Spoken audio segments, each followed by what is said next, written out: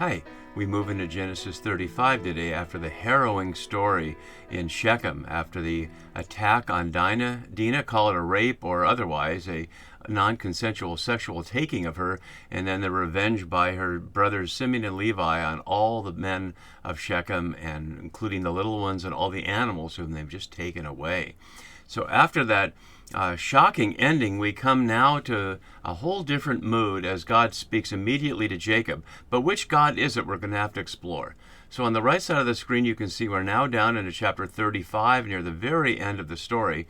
And as we look at the key words for chapter 35 and look at this chiasm it starts it, I just want to note, if you haven't been following the videos for the previous chapter, that I was really highlighting that to interpret Genesis 34, we had to start at 33:18 and go all the way to 35:7 to see both the parallels that we've been looking at, especially in the introductory video and following, between those ending verses of chapter 33 and the opening verses of chapter 35 here, that highlight that the central issue in chapter 34 was what the bad choices are when one settles too soon, which to say, settling adjacent the city where one can expect the kind of hierarchical and patriarchal violence that we saw there, rather than what we hear God say to Jacob now, go to Bethel and settle to where he was in the first place. But there are some complications there. So this chiasm we're going to look at today is both the end of the frame for chapter 34 and the beginning of this chapter. And I want to highlight the whole chapter just for a moment before we focus in on this verse, or in this section, because in many ways it's a miscellany, and many scholars have noted that. We don't have to see different sources, though. We can note that all the uses of El here, and you can see on the left side of the screen, the New RSV has it as God, but then it has a couple of places where it says the God. And the Hebrew is not the God. The Hebrew is to El, la El. The in Hebrew is ha. So if it was to the God or gods, it would be ha Elohim. So that's simply not what it says. And the translators are trying to cover over the fact that what's at issue here is that the God who's speaking to Jacob is not Yahweh, who actually spoke to him earlier, as mentioned here in 28:13 in the recall, as my note has there, but El. And it's El throughout, as you can see here. So I changed all the gods to El, and then to match here the God to El there. So that's one thing we need to see consistently throughout. But also interestingly in this chapter are three death notices. Two that are completely unexplained, and one that is explained perhaps more than we were expecting. One here of Rebekah's nurse, Deborah, whom we've never heard about before, didn't know she was there, and now she dies of what causes we don't know, and is buried under an oak below Bethel.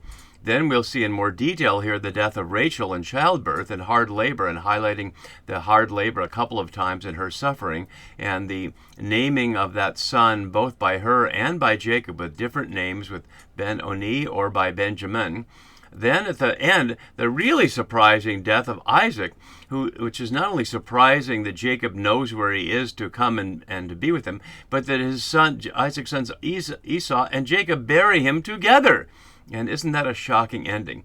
So we have those three deaths in the story, and then the listing of all the sons, as well as this surprising verse all by itself. If anything ever seemed like an insertion from another context, it's here.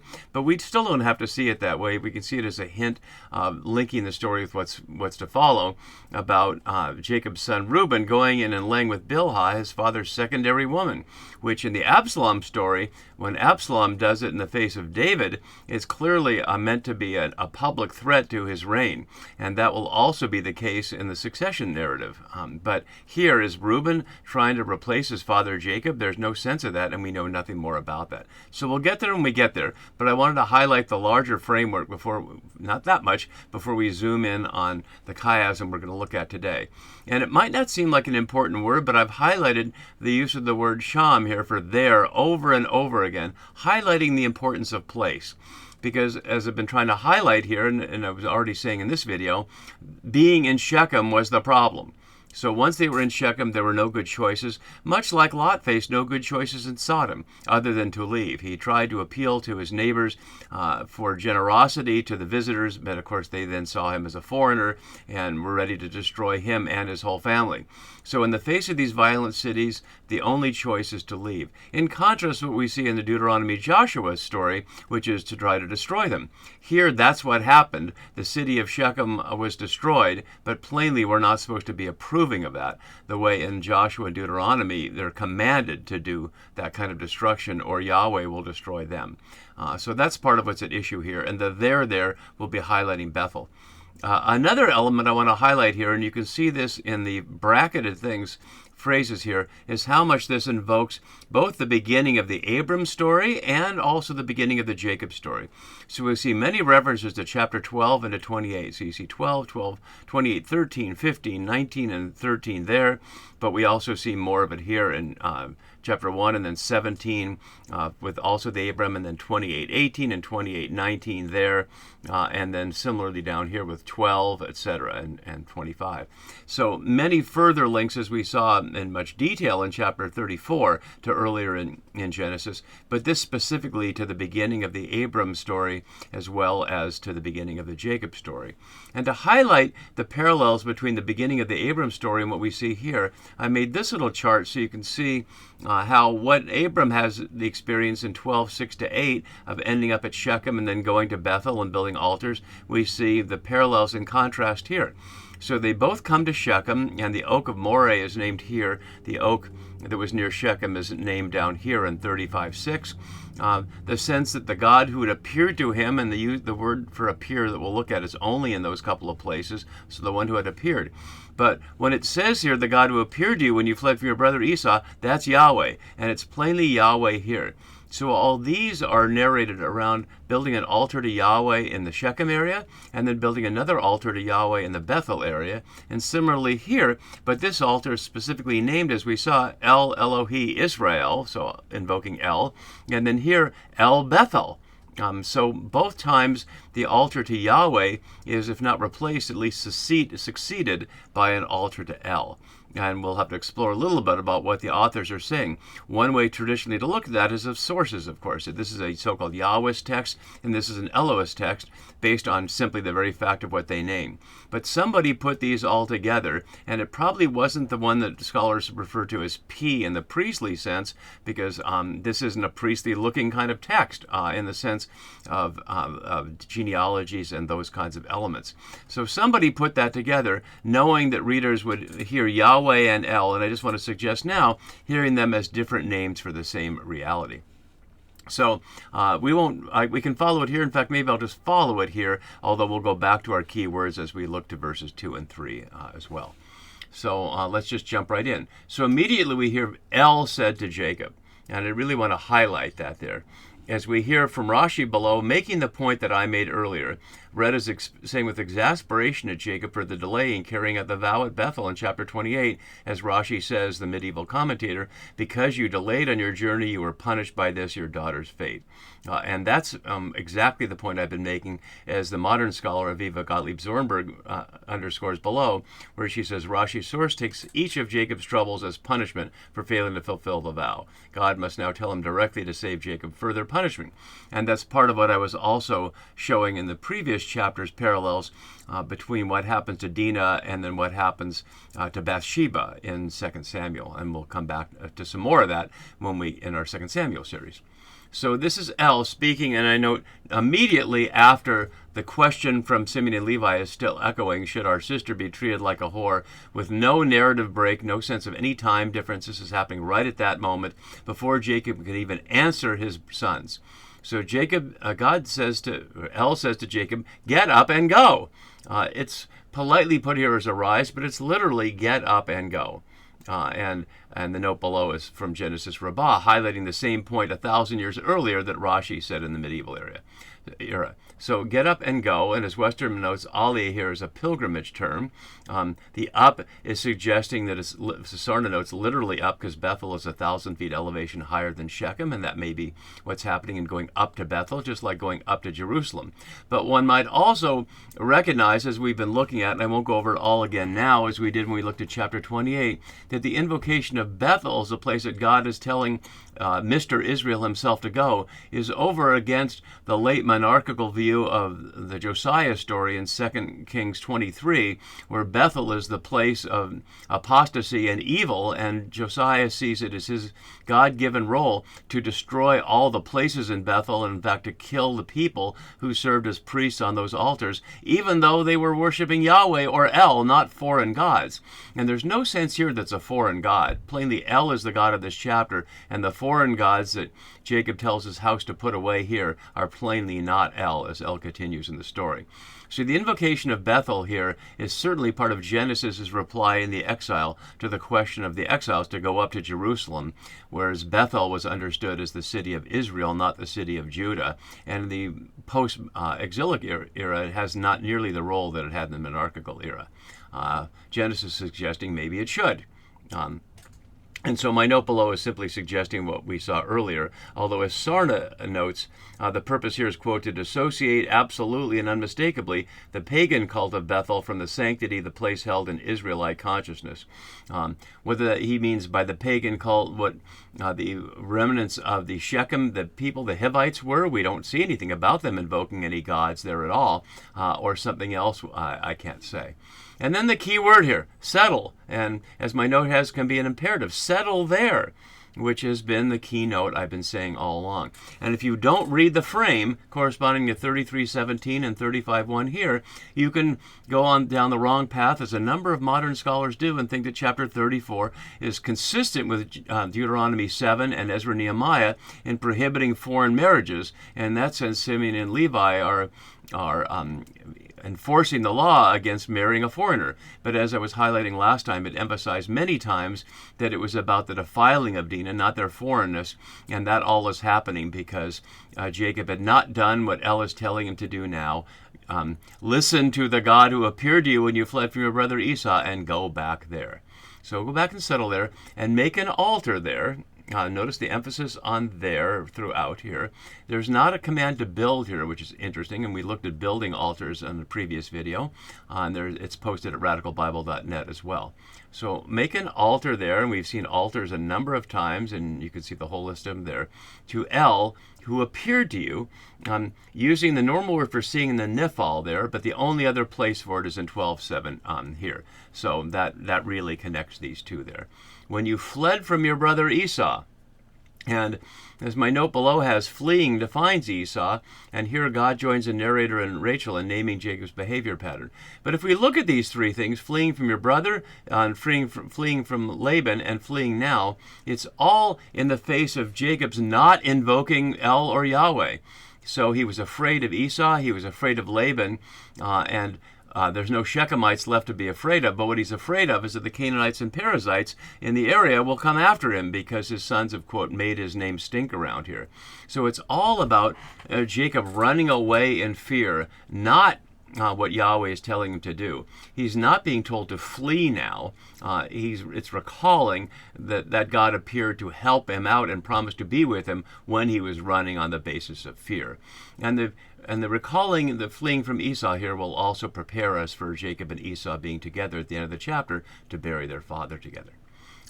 So now we hear the response. And as Yerzakovich notes below, the call to put away the foreign gods is from Jacob's initiative. He argues that it's part of the Judahite perspective that links Shechem and hence Samaritans with foreign worship. But I would disagree strongly there, given all the El elements and the Bethel elements that we're looking at here. Hefner below links it with Deuteronomy 7:26 and other texts there around the brothers of Shechem. We can see that here in Deuteronomy 7:26 here. Do not bring an abhorrent thing to your house, or it will be set apart for destruction.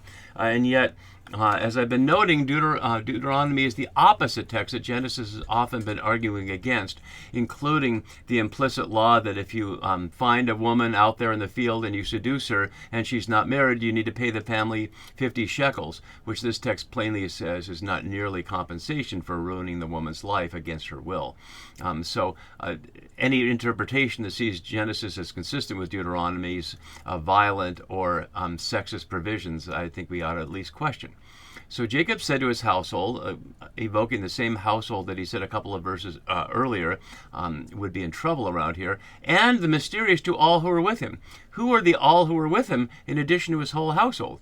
If we look at this chiasm, we can see all who are with him is part of the chiasm on the other side here, the B part here, all who are with him, and all the people who are with him down here. But who are those who are not his house? Can we imagine that slaves are not his house? We certainly can't imagine the children of the secondary wives, sometimes called concubines, aren't his household, because those are included in the eponymous named tribal ancestors. So it's a mystery of who all these others are. But to all of them, put away the foreign gods. The term here, hasiru, is the first command to turn away from that. And as Westerman notes, it's a presence we're not otherwise aware of, but occurs elsewhere only in the Deuteronomy context. But the word for foreign gods is not the teraphim that we saw Rachel hiding under the saddle that she'd taken from her father Laban here. The word is nekar here. Westerman says spoken from the sedentary point of view, but I, of course, suggest the entire book is spoken from the sedentary point of view. Does it include the teraphim? Well, it doesn't say so. The word for Nakar otherwise simply refers to foreigners, so it's not a word for gods. One could say more broadly, put away the foreignness that's among you, except there are details here that in verse 4 that make it suggest it's otherwise. As my note below has, it suggests this includes the El of Shechem. The God of Jacob is Yahweh of Genesis 28, now identified with the El of Bethel. But as I was already saying, I see nothing here that suggests putting away El. El is invoked, as you can see on the right side, throughout the entire chapter. So put away those foreign gods. He doesn't tell them exactly how, but we'll see in verse 4. And purify yourselves. The only use of this verb thar here in Genesis, although 94 times in the Hebrew Scripture, and not surprisingly 43 times in Leviticus, which is all about purity here. As Walter Brueggemann notes below, Israel cannot either leave the land or kill all the Canaanites. Israel must find a way to stay in the land with the Canaanites and yet practice faithfulness. The way chosen to do this without either destructiveness or accommodation is by way of radical symbolization, which Brueggemann's point is that if they purify themselves apart from the neighbors, that will satisfy the need to be a people set apart for Yahweh. And so that's what's being suggested here. So purify yourselves. It doesn't say how they should do that. There's certainly no priestly rituals invoked here. And then the interesting change your clothes. The Hiphil imperative form, as you see below, only here in the entire Hebrew Bible. The Septuagint renders it as wash, not change, which comes out in the New Testament in baptismal context, as Brueggemann notes, but that's certainly not the context here. One might infer, as my note below suggests, that it's reversal of the stink that Jacob metaphorically felt in relation to the Canaanites. And that would be a little joke, but the kind of joke the Genesis authors often invoke. Your clothes here, the word for your clothes here invokes, as Wenham notes, the poncho-like wrapper used as a coat and blanket. And we've only seen reference to the clothes only in the end of the flood story when Ham and his brothers were there around Noah in that difficult story. But we won't go back to that now. So he tells them to do that, and then he continues with what El had just said to him. My note below notes the various verbal parallels with 28:20, which is another one of the verses that is invoked from chapter 28 in that scene. So come and let us go up, evoking the language of the psalm, like you can hear in Psalm 122. I was glad when they said to me, let us go up to the house of the Lord, which is not surprising. It often is invoking that as psalms that lead people into Jerusalem. And let us go up to Bethel. Notice the collective plural here. I noted in the last video all the I in the end of chapter 34 when Jacob was noting to his sons that I is going to look bad around here. So there's this us, but then it's I some more, that I may make an altar there to El, who answered me on the day of my distress and has been with me wherever I have gone. So Jacob is still in individual mode, but calling everybody to go with him. Again, this is El. The word for distress here is Sarathi, only one other time in Genesis in the Joseph story. It's in Deuteronomy, as we can see there, later evoked in an apocalyptic image. But it's also, as you can see, the quote directly below from Psalm 20, Yahweh answer you in the day of trouble, the name of the God of Jacob protect you. So that's Yahweh there, but it's certainly El here. And the interesting evocation invocation that this God has been with me wherever I've gone is interesting to say the least. As my note says, was El there during the rape of Dinah or the attack on Dinah and all the other things that have happened, including his racing away from Laban and all that distress? It's interesting that in afterthought he can say that El has been with him all along. So the people respond with no questions here. As Westerman notes, a rite is apparently portrayed that is joined only here to the command to renounce foreign gods and is attested nowhere else. It's not coming from Yahweh, it's just coming from Jacob. So they gave to Jacob, notice it doesn't say they changed their clothes, all the foreign gods, using the same words they had, and the rings that were in their ears. And as Hurwitz notes, it's ambiguous of whether the rings are in the people's ears or in the god's ears. He notes below that rings are commonly part of idols, and you can see down below, not worn by Jacob's women, noting that, quote, the placement of earrings on divine statues is a well-attested practice in the ancient Middle East. But if so, why name them separately? If they're already attached to the foreign gods, you wouldn't think you'd have to name separately to hand over the rings. So either way, the gods and either their human eared rings or the gods' eared rings, and Jacob hid them, using a word 14 times in Genesis, and note it leaves open the option to recover them. Hepner links it with the Achan narrative in Joshua 7:21 and 22, which we won't go to right now, but note the echo in Genesis 43 here about your God and the God of your father, put the treasure in your sacks. So that's using the same kind of sense as something in your sack is hidden there that you could get out. And invoking that it's under the oak that was near Shechem brings us back to the issue here of the oak of Moreh that was at Shechem, that Abram was at. And playing the same word here, Elah, evoking that tree in 12:6. That was near Shechem, and again highlighting that they've just are leaving from Shechem. So then we get to the center of the chiasm in a strange verse 5. As they continue to journey, and that's one of the key frames that I showed here, that they journeyed here and they're journeying on.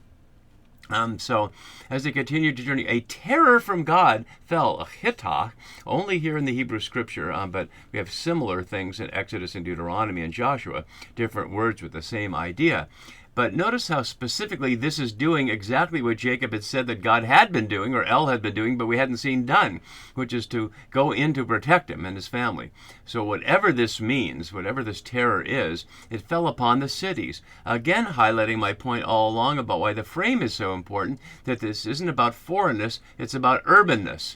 Ever since Cain built the first city, and we've looked at that several times in this section, cities have been the enemy of what God's will is for people, which is to live on the earth in harmony with the earth and not in these separated so-called civilized places. So whatever this terror is, it protects them from the cities all around them so that no one pursued them. And it'd be curious to wonder what that is, but the text doesn't tell us. And so, given that moment of protection, and Westerman notes below these verses are from the priestly author source, but we don't have to go there at all. So he came to Luz, that is Bethel. Notice, recalling exactly what we heard in 28:19 on the right side of the screen, which is in the land of Canaan, in case we didn't know that here, but highlighting that they're on the Israel side of the Jordan here, and framing also with 33:18, as I've been noting, one of those elements that shows that those last verses of 38 were connected with the first verses of 35, as we see here. And all the people who were with him, not separated from the house, the people of his house, but making the parallel chiastic element there.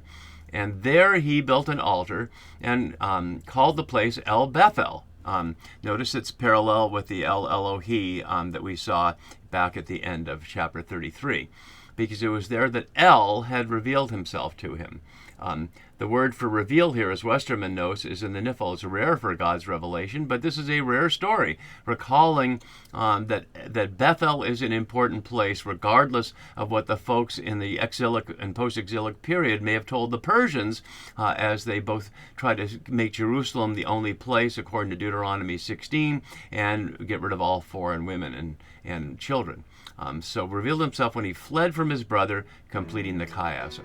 So that really completes the story from 33:18 to 35:7, and we'll see how the Genesis authors add a few more things to complete the Jacob story. We'll begin to look at those next time. See you then. Bye-bye.